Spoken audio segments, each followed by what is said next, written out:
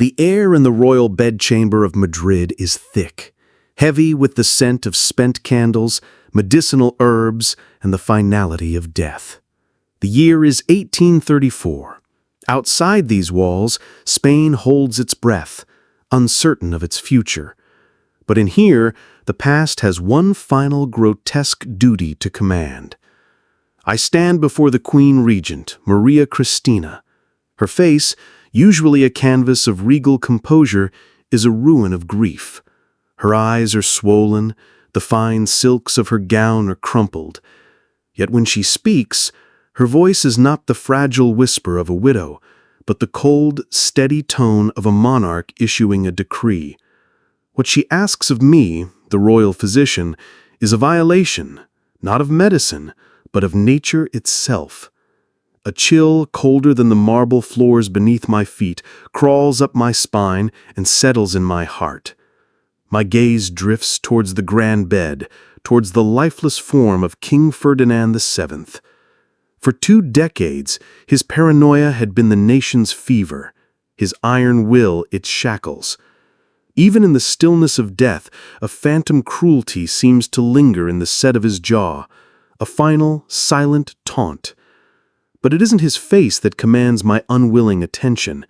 It is the unnatural contour beneath the sheets, the secret shame of the crown, the anatomical aberration that, more than any law or battle, defined his reign. Not his political betrayals, not his vicious purges, but this monstrously misshapen, oversized member. A deformity so profound, so bizarre, that court historians chronicled it only in coded whispers and burned letters, never daring to commit the truth to the official record. The Queen's command echoes in the silence. I am to preserve it, not as a medical specimen for study, but as something else. A relic, a trophy, a piece of evidence. Her reasons are her own, locked away behind those grieving but resolute eyes. As I prepare my instruments, my mind becomes a torrent of memories I had long dismissed as malicious palace gossip. Now, in the shadow of this cold reality, they resurface with horrifying clarity.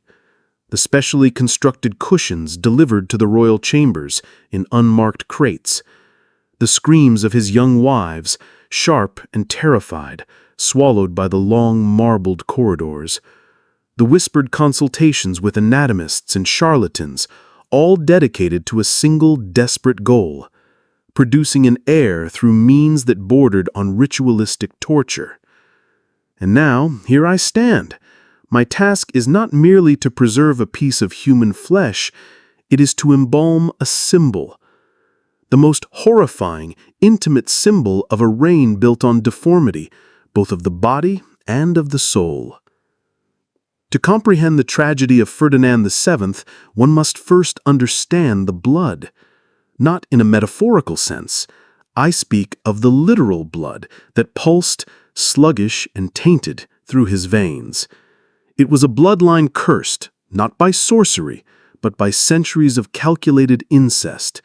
The Spanish Habsburgs, and later the Bourbons, had woven a dynastic tapestry so tight, so insular, that the threads of sanity had begun to fray and snap. They spent generations marrying first cousins, uncles to nieces, forging alliances in the marriage bed that became assaults on their own genetic code. What they produced was not a lineage, it was a minefield of hereditary defects, epilepsy, madness, physical deformities. Fragile minds trapped in broken bodies were the true crown jewels of Spain. Into this genetic storm, Ferdinand was born at the sprawling, tomb-like palace of El Escorial on October 14, 1874. His parents, Charles IV and Maria Luisa of Parma, were themselves first cousins. From the moment of his conception, Ferdinand never stood a chance. The dice of heredity had been loaded for centuries, and for him, they rolled snake eyes. As a boy, his affliction began to manifest. At first, the royal physicians dismissed it as an awkward phase of growth, a strange anomaly of puberty, But by adolescence, the pretense was no longer sustainable.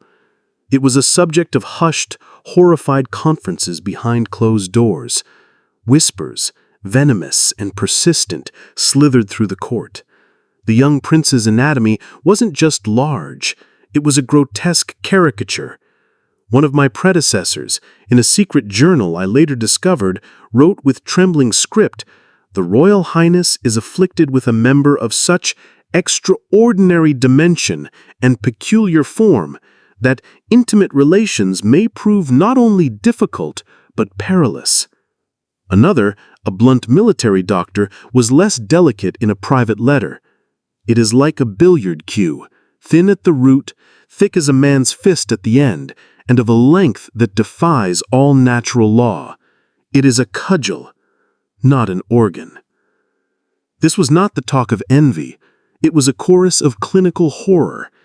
In Ferdinand's world, a world steeped in the classical ideals of proportion and moderation, this was not a mark of virility. It was a brand of monstrosity. He was a living gargoyle in a palace of supposed perfection, and he knew it. He saw it in the averted eyes of his tutors, in the stifled smirks of the stable boys, in the way foreign envoys would study him with a morbid, analytical curiosity. His childhood court was a viper's nest. His father, a weak and indifferent monarch, preferred the thrill of the hunt to the duties of the state.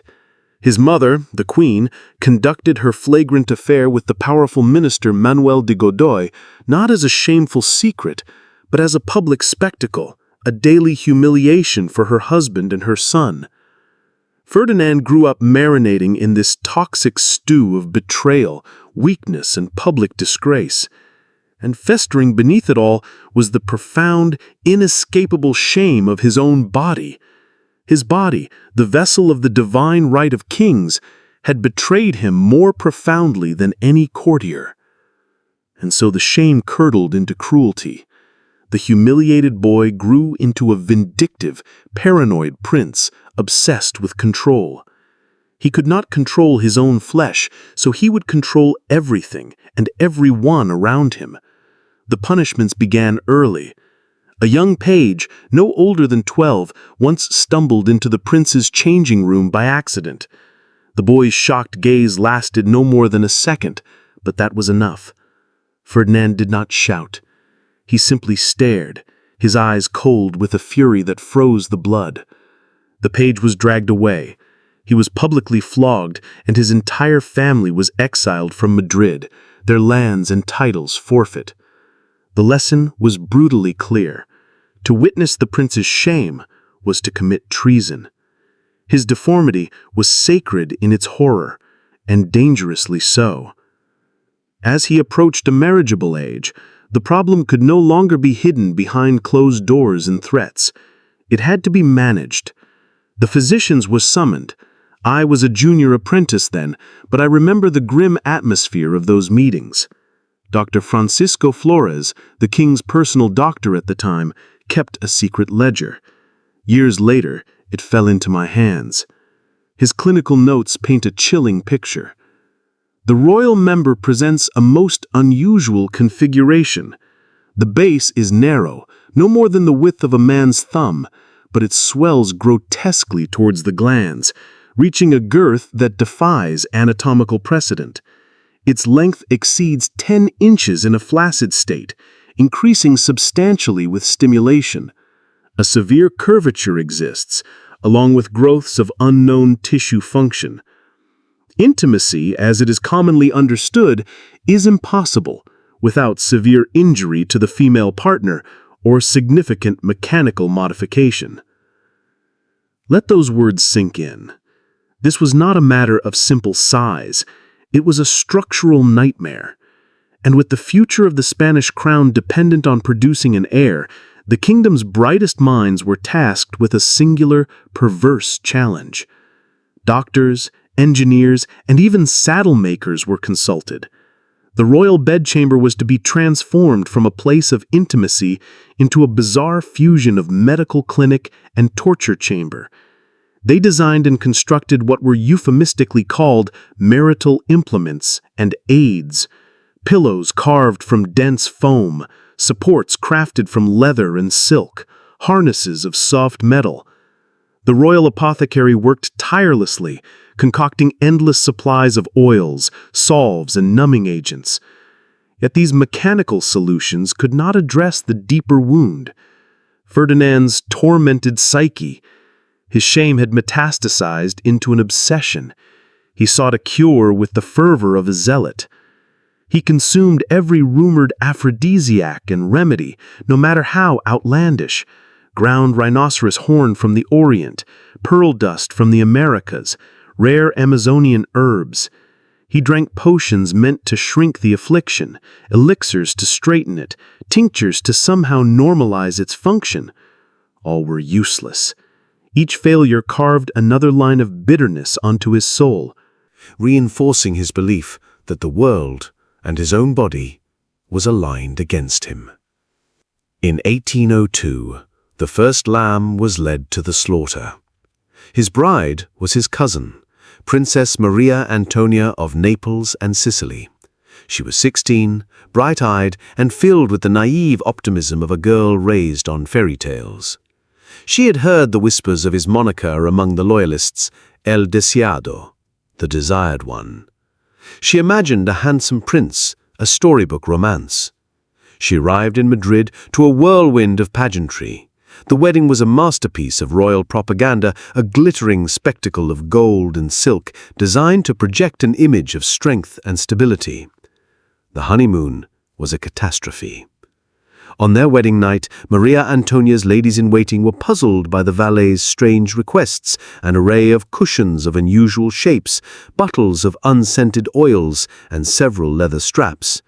They dismissed it as some arcane Spanish tradition.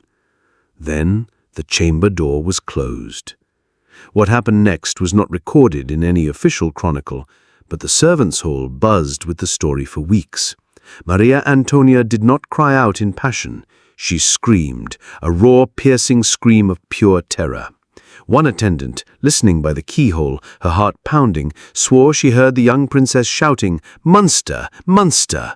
before her voice dissolved into choked, desperate sobs. The girl who had walked into that room dreaming of a prince had come to face with a nightmare. Ferdinand, enraged and humiliated, did not comfort her. He summoned his doctors. The scene that followed was not of love, but of cold, clinical procedure. The princess, pale and shaking, was held down. The cushions were arranged. The oils were applied. The procedure, as the doctors called it, began. It was a painful, dehumanizing ordeal, so traumatic that Maria Antonia had to be given a heavy dose of laudanum just to endure it. From that night forward, her life became a living hell, a repeating cycle of fear and sedation. Every attempt to conceive an heir was a pre-planned, ritualistic assault. The cushions would be brought out, the ointments carefully applied. She would be given just enough of the opiate to dull the physical agony and the sharp edges of her terror, but not so much that she would lose consciousness. Then came the grim, silent obligation, endured with muffled sobs in a room thick with the scent of medicine and despair.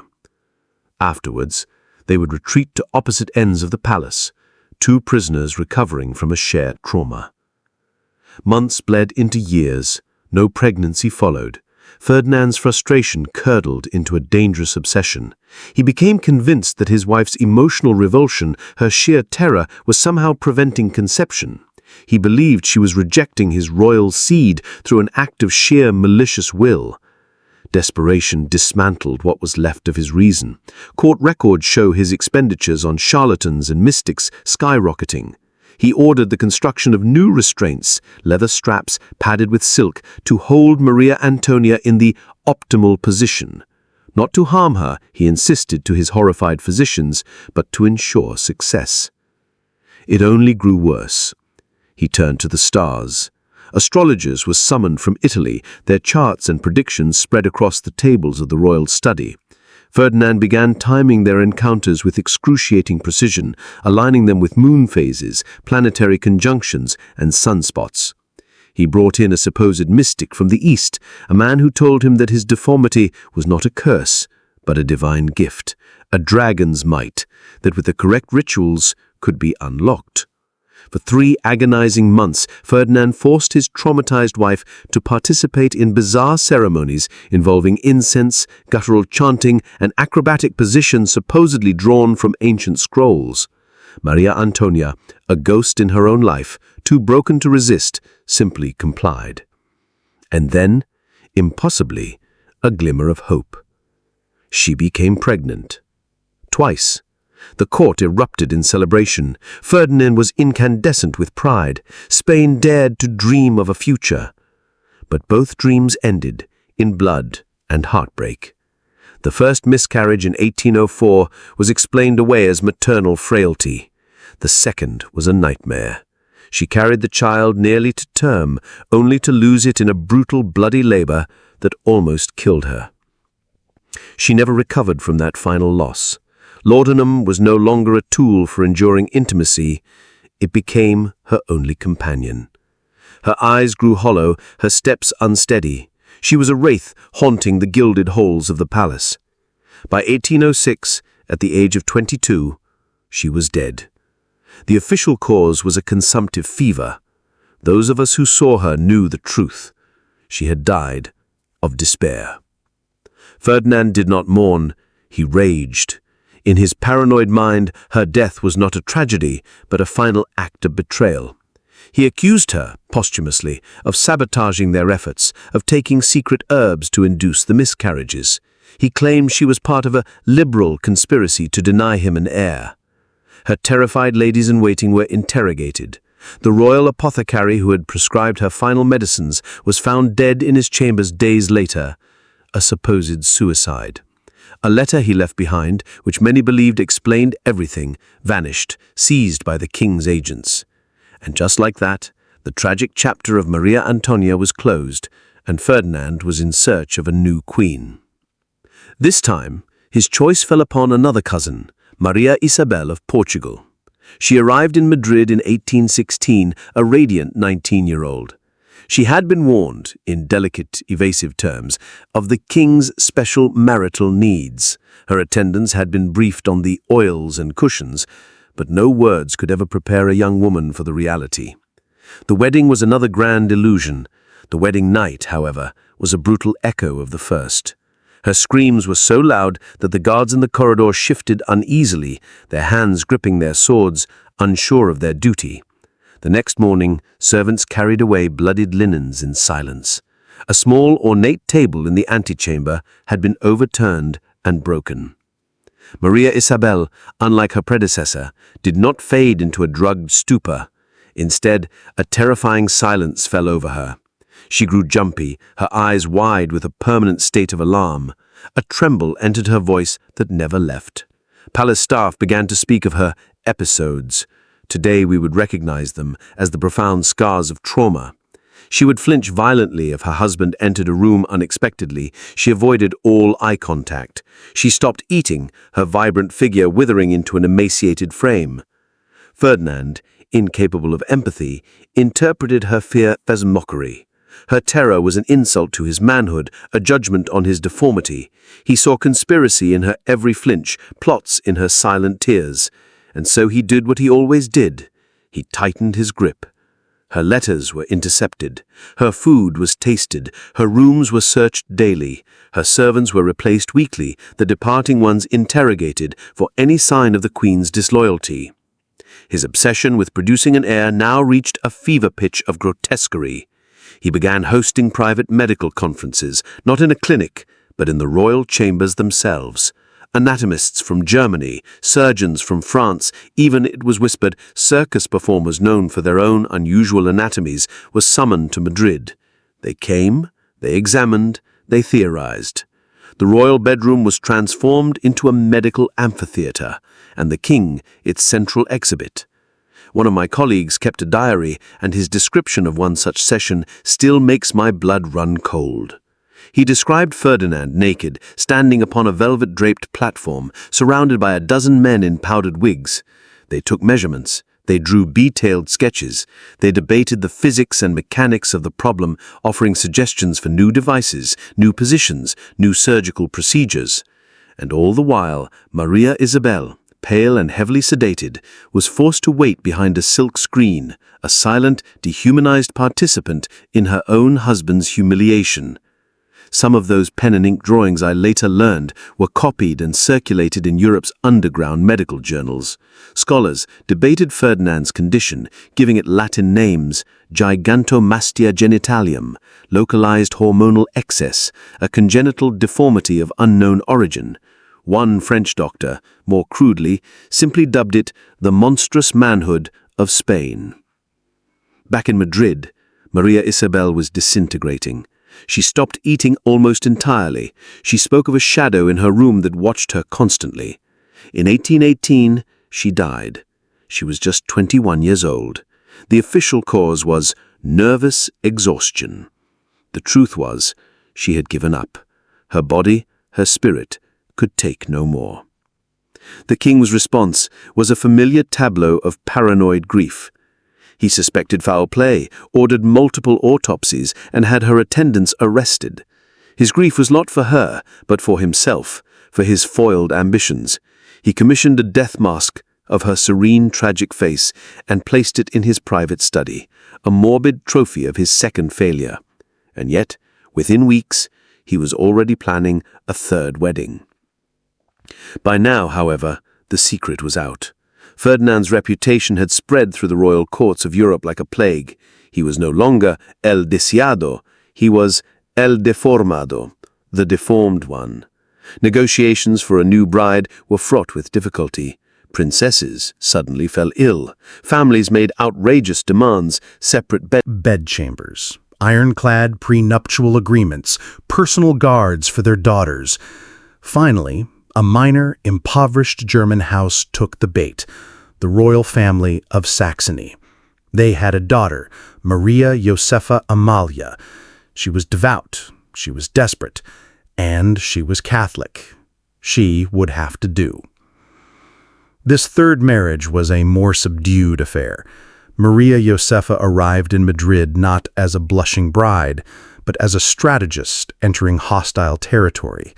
She was 24, and she had been warned in frank, clinical detail of what awaited her. She brought her own physician, her own case of medical instruments, and her own supply of drugs. She approached her marital duties not as a romance, but as a scientific experiment. With a chilling detachment, she began to document each attempt at intimacy in a secret journal. Dates, times, methods employed, physiological responses, failures.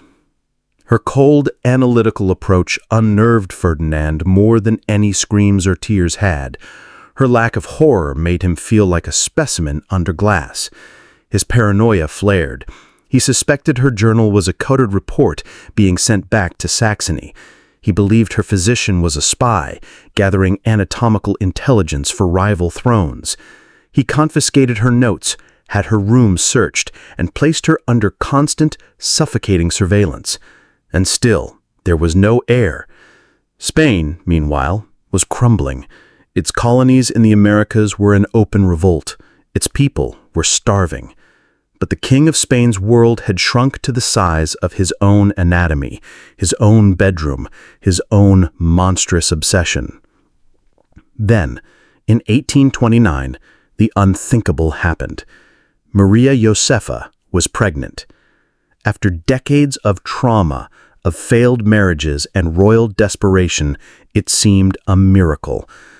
Spain held its collective breath. Ferdinand was not merely happy, he was manic. He surrounded his wife with an army of guards. Her food was blessed by a cardinal and then tested by a team of tasters. Priests performed daily rituals over her swelling belly. He would make no mistakes this time. But the curse of his bloodline was not so easily broken. At 7 months, complications arose. A placental abruption, a modern physician would call it. But in a palace ruled by superstition, it was seen as a malevolent omen. Ferdinand, distrustful of conventional medicine, pushed his trained doctors aside and brought in his usual array of alchemists and faith healers. The queen's condition worsened dramatically. On May 18, 1829, she went into a catastrophic premature labor. Ferdinand, in a final act of controlling cruelty, insisted on being present. He stood by the bed, a terrifying figure of impotent rage, barking orders, accusing the frantic doctors of sabotage as his wife screamed in agony. The baby, a girl, was born alive. She survived only a few hours. Maria Josefa herself clung to life for another 3 weeks before succumbing to infection and blood loss. Ferdinand called it murder. He refused to allow the bodies to be buried. For days, the corpses of his wife and infant daughter lay in state in a chilled room while he demanded that doctors continue their attempts to revive them. The palace began to stink of decay. Only when rigor mortis made the finality of their death undeniable did he permit a funeral. And then he had 2 more death masks made, one for his wife, one for his tiny, ephemeral daughter. They were placed in his study, beside the others. His private chambers had become a gallery of his failures, a museum of grief. And yet, he was still not done. Later that same year, his ministers, desperate to secure the line of succession and stabilize the collapsing nation, arranged a 4th and final marriage. The candidate was Maria Cristina of Naples, a distant cousin, and she came with the solution already in place. She was pregnant with another man's child. It was the court's great open secret. Everyone knew. Maria Cristina was visibly with child when she arrived in Madrid. Foreign ambassadors reported it in coded dispatches. But Ferdinand, the man whose entire life had been a torturous quest for a biological heir, no longer cared. He needed a child to place on the throne, and if God and his own cursed body would not give him one, he would steal someone else's and call it an act of divine will.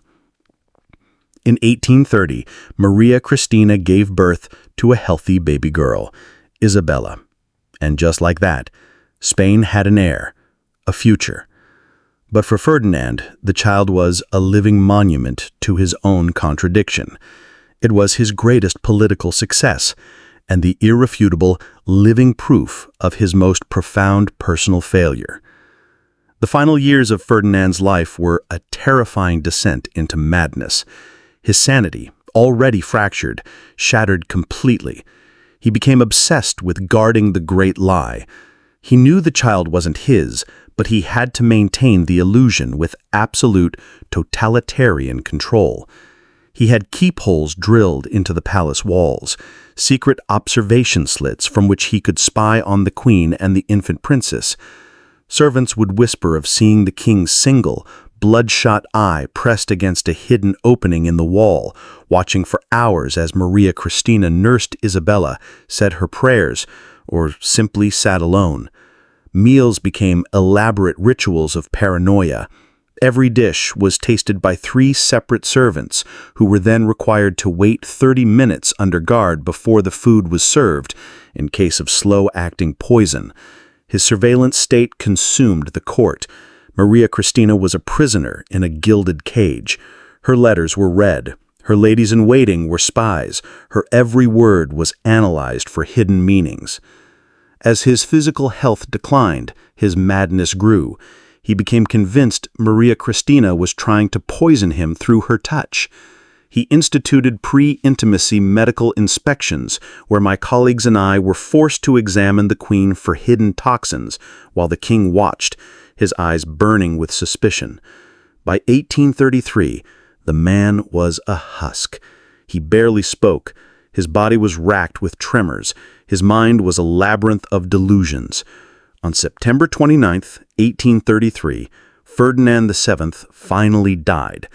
The official cause of death was gout.